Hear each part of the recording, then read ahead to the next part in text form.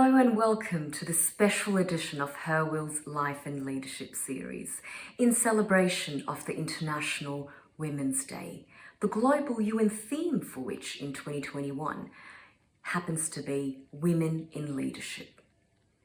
For a South Asian woman to become a female leader, there is a strict set of norms that apply in order for them to achieve a likability status. If they don't mold themselves into these fixed structures, they're neither loved nor respected, even by the ones closest to them.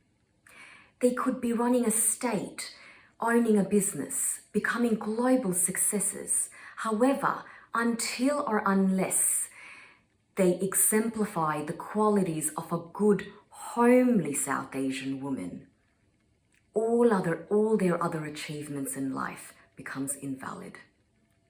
And to declare war, a cultural revolution against these societal norms, we have with us as a guest speaker tonight the most renowned feminist activist of our time, the legend herself, Kamla Bhasan.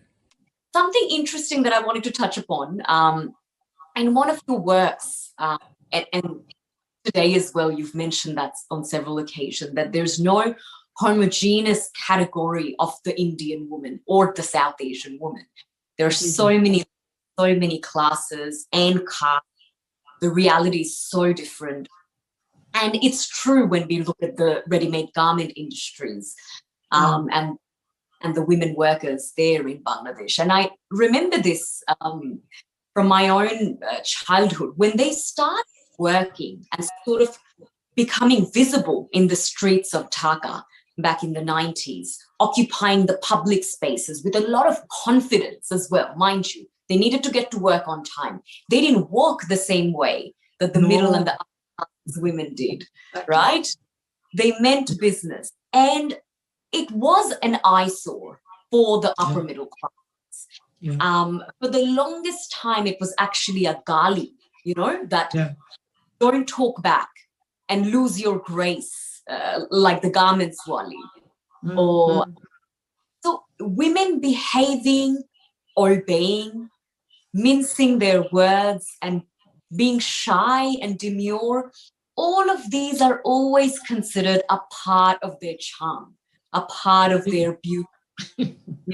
So when it comes to women leaders, and to a certain extent, some of these characteristics do disappear. They can't be shy.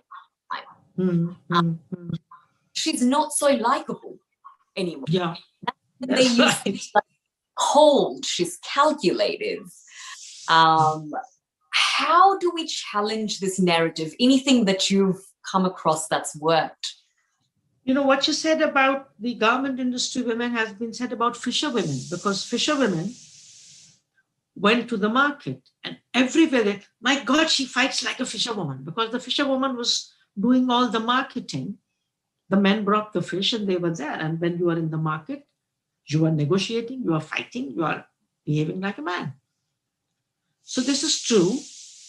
And I think unless we change these notions of feminine and masculine, we are all human beings. We are all human beings. I want every man to be gentle. And not just gentle by putting a necktie. Gentle in the time he spends changing the nappies of his children. Gentle in holding them to his chest. Clever in knowing that he is not a ATM machine where you just press a button and money comes out of his bloody mouth. That fatherhood is not just about making checks every month. Those are the kind of men we women are now looking for, or should be looking for. Absolutely. And so also the entire notion, Naaz, of leadership. Unfortunately, the notion of leadership is unnecessarily tied up with authority, authoritarian, power over others. This is completely wrong. Jacinta, this Jacinta, she is liked not because her authority, she's liked because of her compassion. She's not liked, she's not what she is because she's a woman. She's because of the values she has. Mahatma Gandhi had those same values. He was a man. Jesus had the same values. He was a man. Prophet Muhammad had the same values. He was a man. So nothing to do with man or woman. And I think the time has come that we redefine leadership. So let's not talk about leaders. Let's talk of leadership. Leadership is your ability to do something good for society. Leadership is not that you become the head of Pepsi Cola as a woman and make 40% of the children of the world obese and unhealthy and sick. I'm not proud of any man or a woman who sells and produces coke or pornography. They're not leaders. So I think we need to define leaders are those who transform society for the betterment of all. Jacinta Ardern has compassion. All women have not had that. We have had horrible, terrible women politicians, women leaders. So it is not in our bodies, Naaz. It is in our values. And these are human and universal values. Compassion, care, love. So, one slogan which Sangat, my organization, has had, not love of power, power of love. Beautiful. So leadership should not be about love of power, bigger, bigger, bigger, bigger. It should be about spreading the power of love, which you can see in the work of that woman. And I think the other beautiful thing about her is she's honest about what she's doing. She's not lying about not married, about this or that. And I saw this in my own life, that if you are living with a man, I was 40 years ago without marriage in a small town in Rajasthan. Oh, but it was so open. Nobody had to say, see what they're doing. We said it ourselves. This is what we are doing and tell us what is wrong. Nobody said anything. So I think it is these values which we need, and we need to think, what is women's empowerment? What is women's leadership?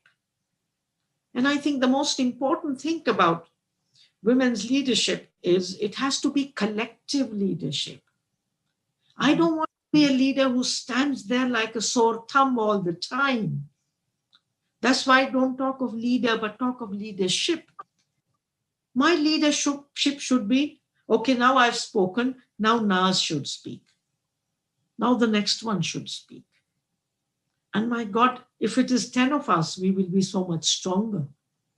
And the work will get done 10 times faster. Absolutely. And love will spread. Care will spread.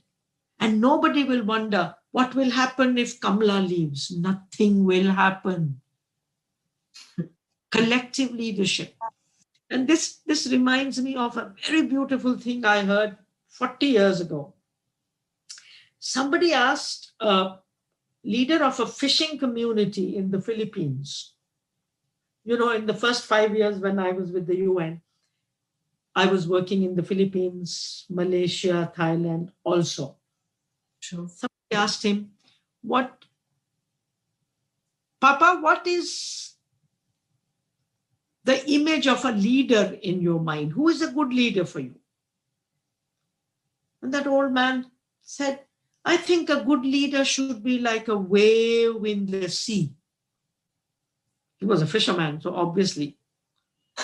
The person who asked it, what do you mean wave in the sea?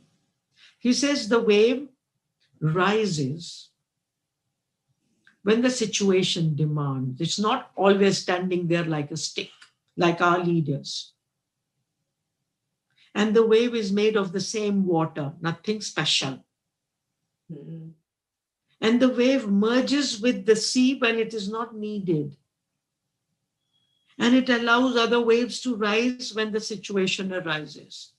And I really have not heard a better simile, a better example of what a good leader is. You know? So I think we women and men, again, I will say these are human qualities. Men have it, women have it if they want. And it's not biological, it is ideological. Absolutely. Yeah. I'll always remember that waves. The Yeah, waves. so Well, yeah. it's beautiful.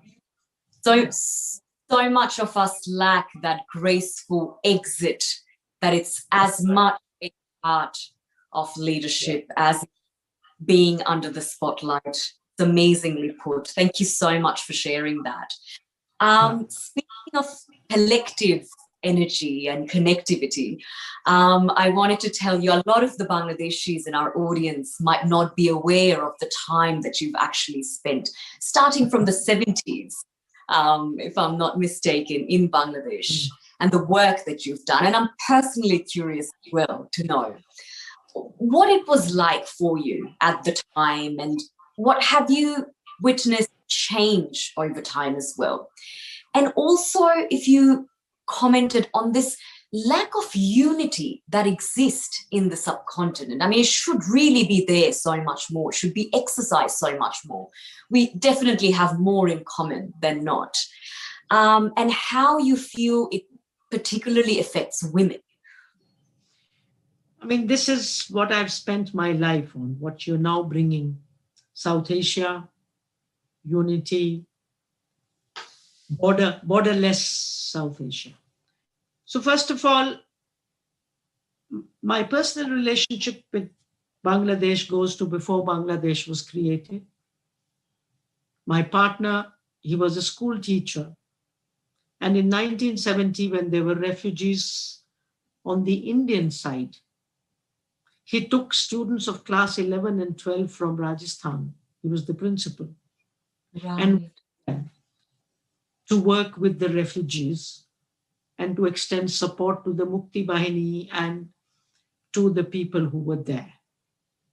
And obviously, of course, also, I'm sure it was very political of Indira Gandhi, because she was getting back at Pakistan and helping Pakistan become two. So I don't think it was all only goody-goody.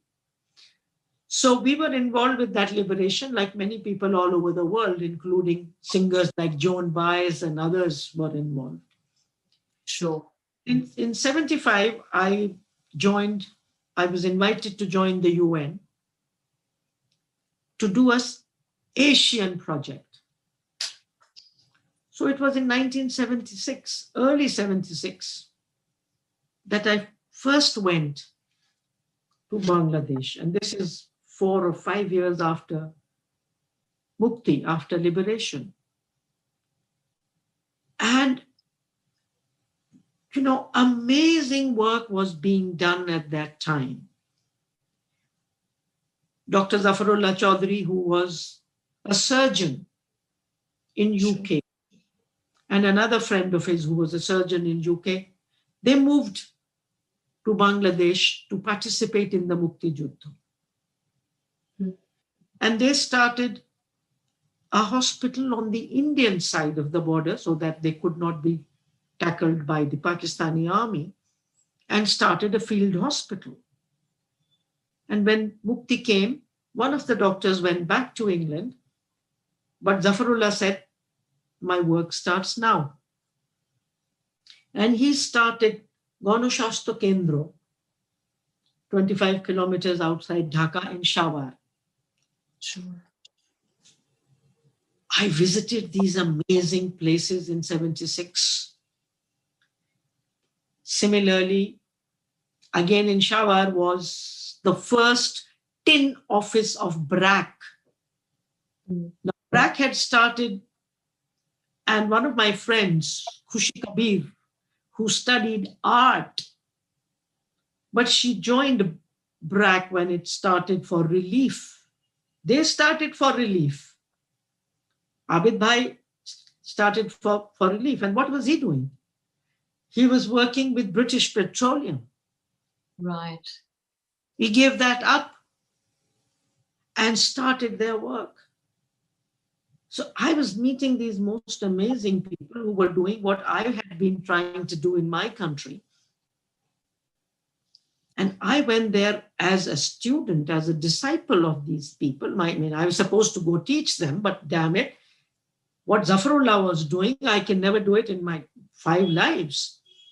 And that man has been my teacher. He never used the word gender. He never used the word patriarchy. But what they were doing became lessons for me for life. And there has never been a capacity building course where I have not given examples from Manushastha Kendro's work. Without any bullshit talk about gender itself. I came there for the first time and the gate was closed and the guard came out. And God, I said, oh, the guard was a woman. Had I seen a woman guard in my life? I hadn't. This is what is called gender transformation. The guard was not a man with his beard and his dadi. No, why can't a woman be a guard? Or what does she have to do? She has to say, "Kothay jabe?" A woman can do it, a man can do it. How many times have guards in our colonies used guns, for goodness sake? I couldn't believe it, that this is how that man thought out of the box. Next time I went there a year later, a big ambulance came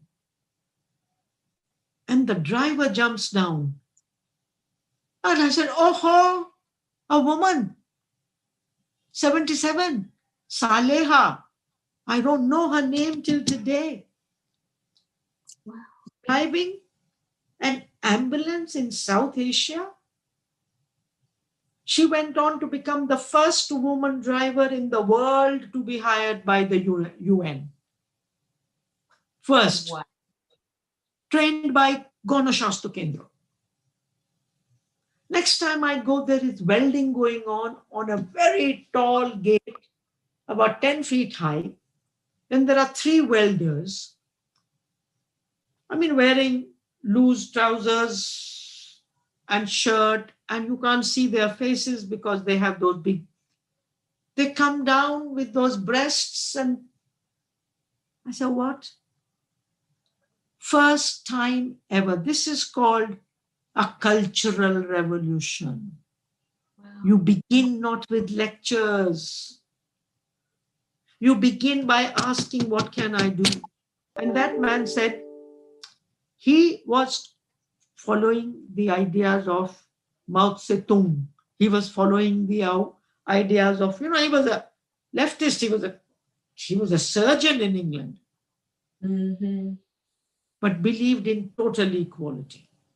When I went to Gaunashastha Kendra with a team of 25 people from all over South Asia, in the morning, we all had to work in the rice fields. Right. Every doctor who worked there had to work in the rice field. And the doctor said, this is waste of time. So Zafarullah said, don't you eat? If you eat, you have to produce food. If you want to see what Bangladeshi poor people need for health, you need to see that if a man or a woman stands for 7 hours in water, knee-deep water, what illnesses will they have? Without doing that, you can't. Now, these are the kinds of things I picked up from there. And I grew up with all these people. And then, people like Eva Fozia Kondakar, who is the next generation. She's 10 years younger. Khushi and I are the same generation. Shireen, Haq, Khushi. So for 45 years, I've been learning, I've been sharing what I know. And the maximum number of gender workshops I have done anywhere have been in Bangladesh with these people. And my gender workshops are not that one person comes and teaches. They're collective learning and sharing experiences. So when I teach them one thing, they teach me three things. So it is collective learning, collective leadership. And till now I go, and now I come to South Asia. I really have, you named one of the organizations I'm a co-chair of, Peace Women Across the Globe. So we don't believe in a border, in borders, in boundaries. We believe in what in Hinduism we say, Vasudeva Kutumbakam. Vasuda is the earth. The entire earth is a kutumba, is a family. Beautiful. What the Africans say, Ubuntu. I am because you are. So I really feel that if South Asia has to deal with poverty, hunger, disease, COVID-19, we cannot do it without peace in South Asia. We cannot do it with spending 20 to 40% of our resources on militaries and militarization. And of course, rich countries who are in the Security Council, all those Security Council countries are producers of weapons. They produce wars, and they are in the Security Council. I mean, look at these dilemmas. So I worked all my life to bring South Asians together. And I know that we, the people of South Asia, have no problems with each other. It is our governments, power hungry, divided by the power hungry colonizers. Absolutely. Whether they are the British, the old colonizer, or the economic colonizer, the US. So I totally agree with you. And so I'm very happy that your group, Her Will, has women from many South Asian countries. Maybe most of you are from Bangladesh, but damn it, 70 years ago, we were all one country. And we have common languages, we have common cultures. Absolutely. We need, and we have a common ecology. I mean, West Bengal and Bangladesh have much more in common than Punjab and Bengals have. Yeah. And so I think that SAARC, South Asian Association for Regional Cooperation, was such a good idea. But India and Pakistan have killed that idea, that notion, that dream. And I think we need to go back to those ideas and to those dreams. If the whole of Europe, which fought for thousands of years, the bloodiest of wars, if they can have a European Union. Yeah. Great comparison actually there. Yeah, we need it. And in fact, now coming back to you and me, your name is Her Will. And my most popular slogan has been Azadi, which means freedom. And all of us have had this notion of independence, Mukti Juddho, American independence. I think today we need to move beyond. Instead of independence today, we have to recognize the principle of interdependence. None of us can be independent completely. We cannot, we are not. It's a wrong thing. Everything I have around me has been contributed by millions of people. The food which comes on my plate So from independence, we now need to recognize the principle of interdependence. From his will to her will, now women wanting. No, we all need to give up our egos, lower our walls. And the most beautiful statement I've ever heard is, walls turned sideways are bridges. Beautifully said. So in the colonies where we live, those walls need to be down. Absolutely. Whereas what has been happening in the last 30 years after 9/11 is that every wall in a rich colony, whether it is Dhaka or Delhi, has been raised. And colonies have become gated. So the rich are so afraid of their own people. Yeah. NGOs, which were made for the poor, today have walls 8 feet tall with gun-holding guards. This is not why NGOs were started. They were started for inclusion. So I think we all need to move towards this one earth, one planet, Ubuntu, you are, I am because you are. Absolutely. Some amazing thoughts and stories. And yeah, look, I am totally floored, Kamladi. Thank you so much for that inspirational bit in the middle. And I have to say that at Her Will as well, we do stand for inclusion. That's exactly what we always talk about, not leaving anyone behind. Men, women, everyone committed to getting where we want to. And that probably brings me to my last question as well, which you're probably tired of answering because it's reiterated. But I just want to get that message clear for once and for all. Why feminism has become the F word, why we only talk about angry feminism, and yeah, why is it the F word? I think most of it is because people are just afraid of it and they don't engage with us. You know, and they don't understand it. So, and only because it is called feminism, which they think comes from feminine, it doesn't come from feminine, because feminine and feminist are two opposite poles. It comes from a French word called femme, which means woman. In Bangla, Hindi, naribad, narivad. And they think because it is narivad, we are not inclusive, which is completely wrong. Why is it called narivad? Only because it is the woman who is down. And all campaigns and all movements are named after the people who are down. We have a Dalit movement. You have a black movement. Who is down? The blacks are down. Who is excluded? The blacks are excluded. So we can't call it human movement because they are not considered human.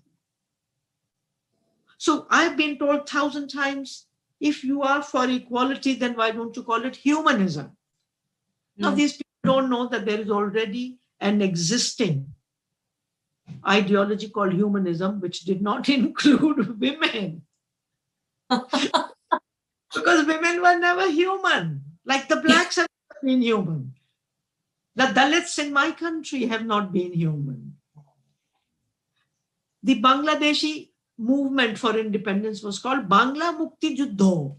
It wasn't called Human Mukti Juddho. Who was oppressed? The Bengalis. They wanted mukti. Who was oppressed? India by British. So it was the Indian independence movement. So calling ourselves feminism is not a sign of our superiority. It is a sign of our exclusion. And we had to work on ourselves first. And my other thing is that we really haven't looked very cleverly, clearly, historically about what feminism is. It is about equality between men and women. Yeah. In written history, 2,500 years ago, when the Buddha started his Sangha, it is a historical fact that 400 to 500 women walked to the Buddha and said they wanted to join the Sangha. In Hinduism, women were not allowed. Islam wasn't there, Christianity wasn't there. It was Hinduism and then Buddhism. The Buddha said no first, because he knew he was starting a new movement. He wasn't starting a religion. He was starting a movement which didn't believe in caste. And for that, he was challenged about patriarchy. Perhaps he hadn't thought about it. Mm-hmm. Or he knew. And who were the women who came? They were from his class. Who was he? He was an upper class, upper caste, king's son.